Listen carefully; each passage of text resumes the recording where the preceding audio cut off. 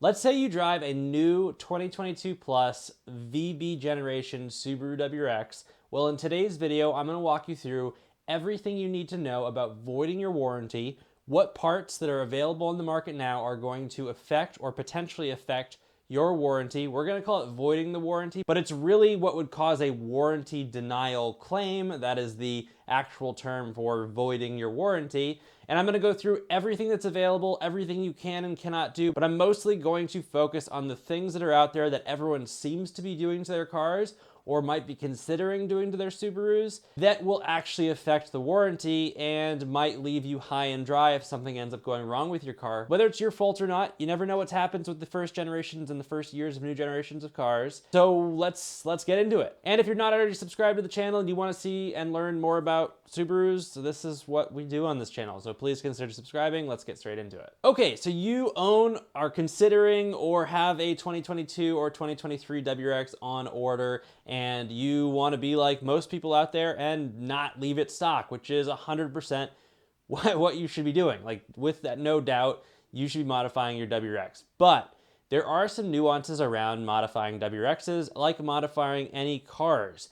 These cars come with warranties from the factory. Now, if you modify them or do certain things, you may affect the ability to make claims against that warranty if something goes wrong. Now, there is a general rule of thumb and a general statement for all modifications for any car under warranty.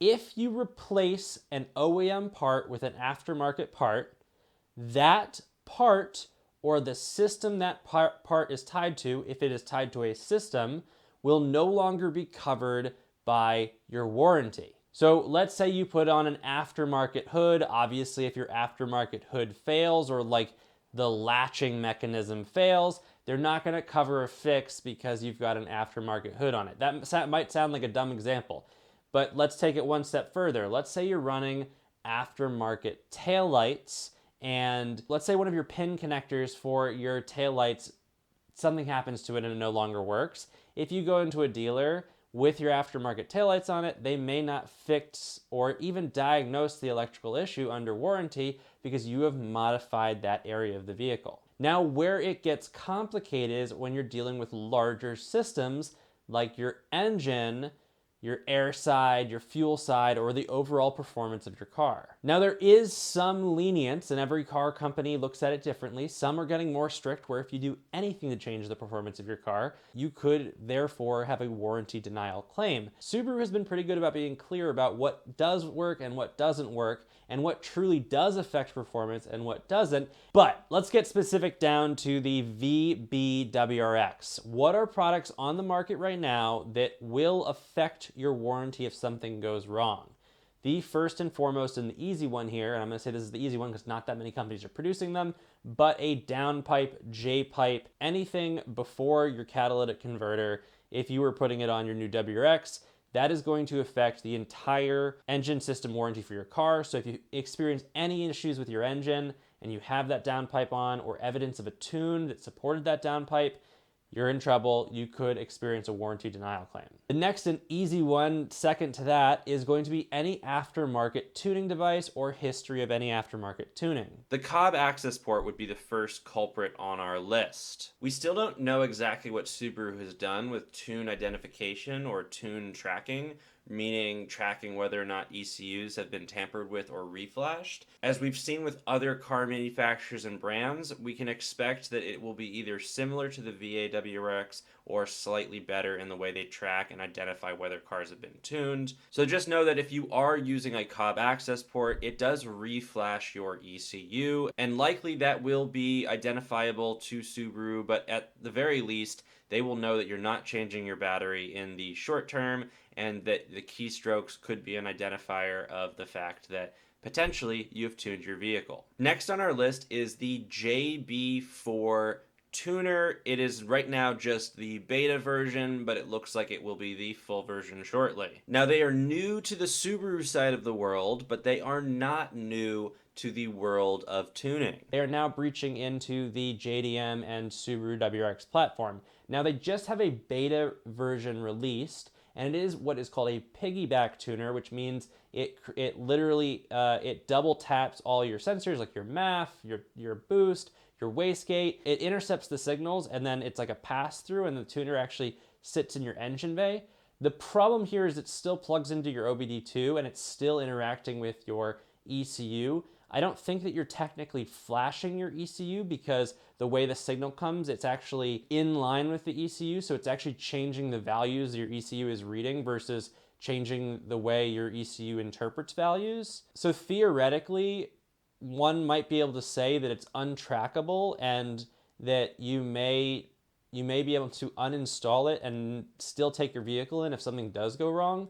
The nuance here is that we don't really know yet what has been built into these cars surrounding the tune detection, ECU tampering. We don't have a full image of that yet because we haven't had as many cases go into it. The problem with the JB4 tuners is I don't think they're going to be as popular as we think because they aren't a platform that have open source tuning. And even then, like if you look at the Euros, all the Euros still have ECU detection that protect you against, at least the newer ones, protect companies against and will mark ECUs so that it will permanently mark the ECU so that the warranty is permanently gone. So the last set of parts, because those are the two most common, the last set of parts that could potentially void your warranty, there is some nuance around them. Because this car is so new and we still don't know enough about the platform, there's some nuance around other, let's say, supporting bolt-on modifications that for the VA may have been okay. We don't know yet how Subaru is going to treat those with the new carb rules and how the engine was tuned.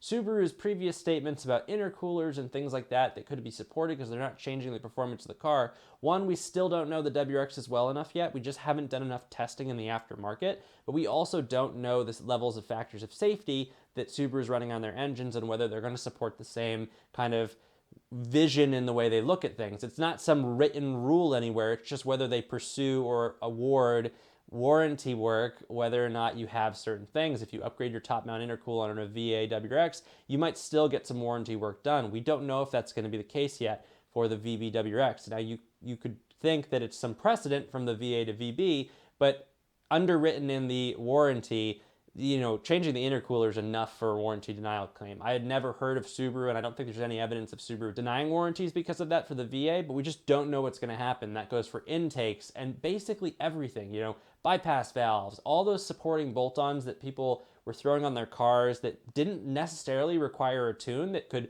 open the car up if you did choose to tune it. The nuance is it's just too early to tell, and if you put them on your car, you have no legal backing to say or to take them to court to why it didn't affect the performance of the car. And I do intend on making a video breaking down why things like intakes and intercoolers do actually affect the levels of factors of safety, which is how engines are built at an engineering level, and break those down and why those parts actually do affect it. But if there's enough level of factor of safety built into the engine, it's okay for Subaru. We just don't know that yet. That will never be told to us because that is proprietary information, but we will find out later on the lines after more testing, after more statistics around issues with the car, because I have to imagine that's probably how they make those decisions. We'll have a better understanding of whether those things could affect your warranty. So I don't want this video to drag on too much. Those are the three main groups. Basically every other exterior part, suspension part, as long as you know if something goes wrong with that general area, then you're probably fine. If you put on really stiff coilovers and it looks like they've been on the car for 20,000 miles and you drive your car hard for 20,000 miles and it's really, really stiff and you do something to a bearing or you damage you damage a bushing or you damage something in your suspension assembly, you might have something going on there, but for the most part that doesn't happen. So you're probably okay with the other things. I would just carry a little bit of care and nuance around anything that's affecting the performance of the car or anything that interacts with the main thing that makes your car go forward, which is the engine, specifically air, temperature, and fuel, right? Those are the three concepts of how a combustion engine works. So if you're touching any of those things, you're risking the overall engine and the entirety of the closed deck system, which is what an engine works as. Now, I don't mean closed deck as in like a closed deck, but I mean closed deck as in how engine and engine engineering and physics actually work. They're closed systems. I hope you guys enjoyed the video. I will have some more very, very specific engineering explanations to some of the things that I'm talking about. If you didn't already know, I'm a mechanical engineer, did a lot of engine design in my career and in school, and I will break down some of those things. But this will be one of the few last videos about the 2022 WRX before we actually have one in our hands. And I'm not yet sure if we're going to include one on the channel. My intent is to have one for a little bit of time and make a decision, because I think based on just how the channel is shifting to the content that I'm producing around the VB WRX, we might not get the STI. We might have to get a VB WRX and do some fun things to it, and maybe be the first to do some really crazy things to it. So we'll see what happens. Hopefully you guys enjoyed the video. If you watched this far, let me know in the comment section below whether or not you think I should buy a VB WRX. And if I get enough comments, maybe I'll just go out and buy one, and I won't try to borrow one for a couple weeks. So let me know. Let me know in the comments.